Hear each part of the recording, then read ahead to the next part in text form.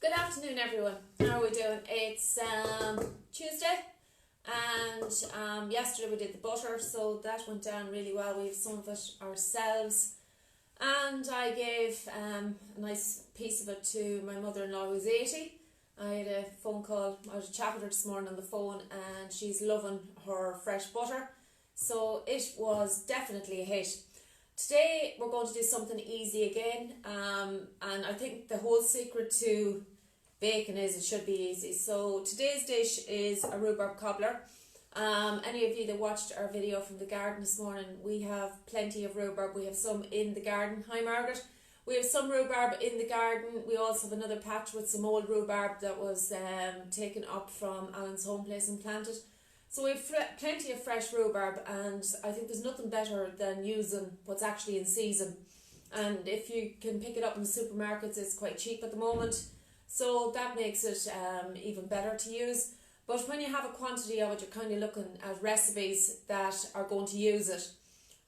So the usual ones are, you have your rhubarb crumble, you have your stewed rhubarb, and you have we'll say rhubarb jam, which they're not massive jam fans here in this house. So I had a look online and I wanted to find something that was easy and that was tasty and that could be used as a dessert. So the recipe for rhubarb cobbler, looking at it, the history of it and the origins of it, it's an American dish, and it was something that was invented by the settlers to parts of America. They couldn't find some of the ingredients they needed for suet and stuff for pies, so they turned to making this.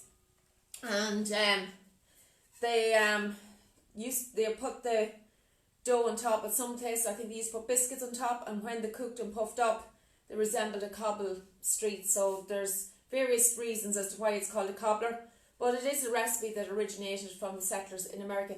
So the first thing I did this morning was I went out and I pulled some stalks of rhubarb. And to calculate how much I needed, I didn't bother weighing it. I just made sure that I had a nice spread over the bottom of the dish.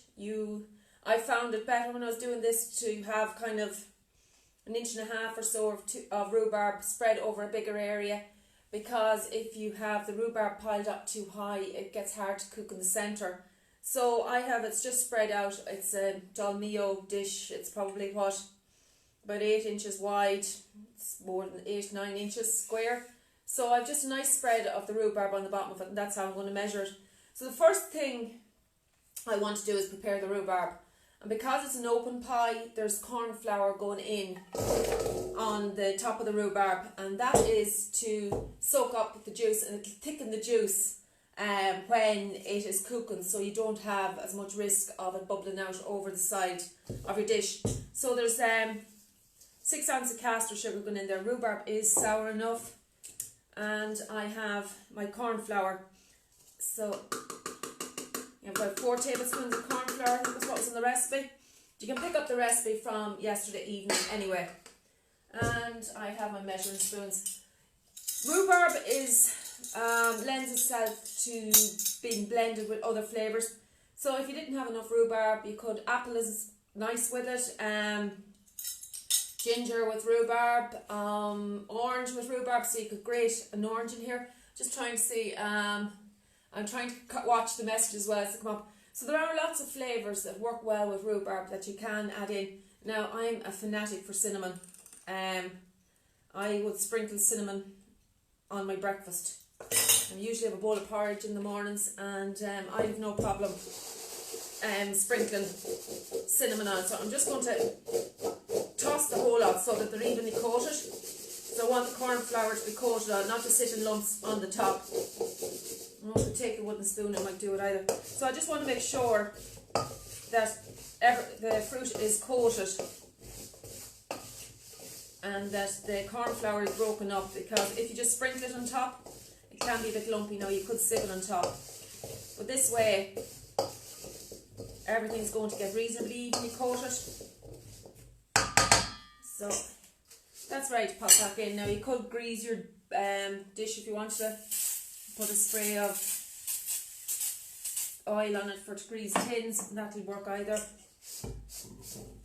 And pop back in the rhubarb, and that's that bowl finished with. So we'll park it out of the way. So that's the rhubarb prepared in the bottom. So the corn flour and the cinnamon and the sugar and everything is nice and even over the whole lot now. So that's it ready. So it's a game of two parts.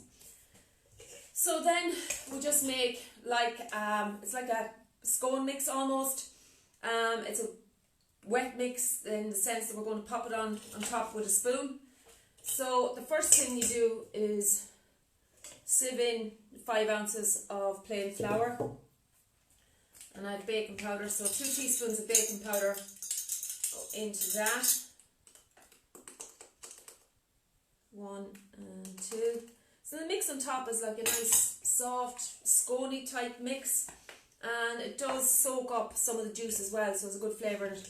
So I'm going to sieve the 2 of them in. Now the other thing that you could do if you wanted to, and it said in the I did mention butter in the recipe, if you wanted to you could add a few dabs of butter to the top of the rhubarb before you put the topping on, so you could just put a few blobs of butter on it. We'll try and keep the calories down. Can I just come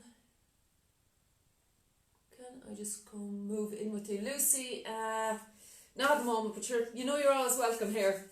So that's the flour sieved in. I have the 2 teaspoons of baking powder in it. I have 2.5 ounces of butter parked up here, and I have my caster sugars, about 4 tablespoons in that. Again, depending on how sweet you want your cobbler to be, you can calculate how much sugar you want. I've actually sweetened rhubarb sometimes with maple syrup. I know it is a little bit more expensive, but it is lovely with it too. So I'm just going to come to the part where we rub in the butter. So I'm just rubbing the butter into the flour again with the tips of the fingers. So a lot of recipes just involve rubbing butter into the flour. Again, it's supposed to resemble your breadcrumbs, so it should be evenly rubbed in through it. So just pop that in there. Then all that's left to do is we add some buttermilk to this. Now fresh milk would probably do the same job. The older recipes had buttermilk in them, and I am actually going to use the buttermilk from the butter I made yesterday. So I've kept it in the jug. I left it out for a while so that it would slightly sour and turn acidic, and that's what I'm going to pop in here. So it said 4 fluid ounces, so it's still in the jug that I used, so I'm just going to use this measure and pop 4 fluid ounces in here. So I have my butter rubbed into the flour, and the caster sugar is in there as well. 4 fluid ounces of buttermilk. That's it, it will. It is a very accurate measure. Now this is handy. A lot of the jugs I find, the bigger especially ones, they're the graduations are very broad in them. It's very hard to get an accurate measurement on them, especially when you're down to finer amounts of mils and everything. So this one has, I think it's actually one that mother-in-law gave me. What is it? The Pampered Chef. So it has pints, cups, tablespoons, teaspoons, mil, right from graduated in tens. So it's really handy for doing the small amounts of measurements where you want to be relatively accurate. I'm just going to stir that in. So it's like a wet scone mix. And give it a good beat round.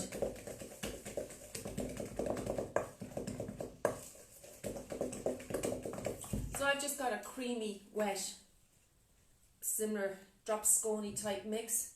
So all I do with that now is I spoon it in blobs around the dish, and the idea is that they don't really meet, that you get the effect of the juice coming up between them. Thickens the juice, the rhubarb, yeah, the corn flour will do that. Ordinary flour will do it too, but corn flour would be better, I think, for it. So you just take it in spoonfuls and blob it out on top of the mix, and when it cooks it'll rise and it'll spread somewhat, and again it'll soak the juice from the fruit underneath. So I'm just going to get the spatula and clean up the last bit. So that's it. If you wanted to, you could sprinkle a little bit of brown sugar on top. I'm out of brown sugar at the moment. It has to go on the shopping list. I forgot to get some this week, so it'll be on next week's shopping list. But you could sprinkle a little bit of brown sugar on top of the mix, and it will give a nice look to the top of it. And that's it. That is one cobbler ready. Oven is heated to 190, and I am going to put it in for approximately 25 minutes, 20 to 30 minutes. I'm going to check it. Once the fruit is cooked fully and soft, the dough on top will be cooked as well. And I'll pop up a picture of it when it's done, and hopefully if anyone else has tried to bake it today, they can pop up and share a picture with me as well. It's just lovely to see the different creations and to see what people are making and how recipes turn out. So it's nice to get some feedback from people that the recipes are actually working. So rhubarb cobbler, that's it. Pretty simple, no problem to make that. Doesn't take very much skill, so anyone can manage it, and it does make a lovely tasty dessert. So tonight we're going to go back and look at the mixed media picture that I was embroidering and painting and doing all the different things with. So we'll look at that tonight. I'm going to show you some of the stitches I'm using on it, and we'll see you all. Have a nice day. Enjoy. I think it's supposed to be raining tomorrow, so get out and enjoy the sunshine and maybe get out into the garden, and we'll see you all at 8 o'clock tonight. So till then, thank you very much.